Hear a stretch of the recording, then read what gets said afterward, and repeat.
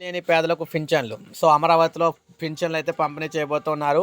రాజధాని అమరావతిలో భూమి లేని పేదలకు పింఛన్లు ఇవ్వడానికి సీఆర్డీఏ చర్యలు చేపట్టింది. త్రిసభ్య కమిటీ సమావేశంలో 5,000 మంది పింఛన్ల పునరుద్ధరణపై కీలక నిర్ణయం తీసుకున్నారు. త్రిసభ్య కమిటీ నిర్ణయం మేరకు అర్హులైన వారికి నెలకు 5,000 పెన్షన్ ఇవ్వడానికి సీఆర్డీఏ ఏర్పాట్లు చేసింది. రాజధానికి భూ సమీకరణ జరిగిన సమయంలో భూమి లేని పేదలకు ఉపాధికి ఇబ్బంది లేకుండా పెన్షన్ ఇవ్వాలని ప్రభుత్వం నిర్ణయం తీసుకుంది. అప్పట్లో 4,000 మంది పేదల పెన్షన్లు అయితే తీసుకునేవారు. వైకాపా ప్రభుత్వం వచ్చిన తర్వాత రాజధాని పనులు నిలిపేయడంతో పాటు పేదలకు పెన్షన్లు రద్దు చేసింది.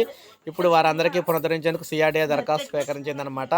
గ్రామాల్లో సీఆర్డీఏ కార్యాలయంలో పెన్షన్ దరఖాస్తులు ఇవ్వాలని కమిషనర్ అయితే అన్నారనమాట. గ్రామ సభల సమావేశంలో అర్జీలు అయితే సమర్పించవచ్చన్నారు. భూమి లేని పేదలకు న్యాయం చేస్తామని కమిషనర్ కన్నబాబు అయితే తెలిపారు. ఇప్పుడు వీరందరికీ కూడా 5,000 రూపాయలు, అందరికీ 4,000 రూపాయల పెన్షను.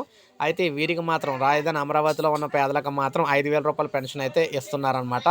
అయితే మిగిలిన వారందరూ కూడా 5,000 రూపాయల పెన్షన్ ఇస్తే బాగుంటుందని చెప్పేసి కోరుతూ ఉన్నారు. సో చూడాలి మరి ఏం చేస్తారండి. ఇది మనకు అప్డేట్. ఒక లైక్ చేయండి, సబ్స్క్రైబ్ చేసుకోండి, మన ఛానల్ సబ్స్క్రైబ్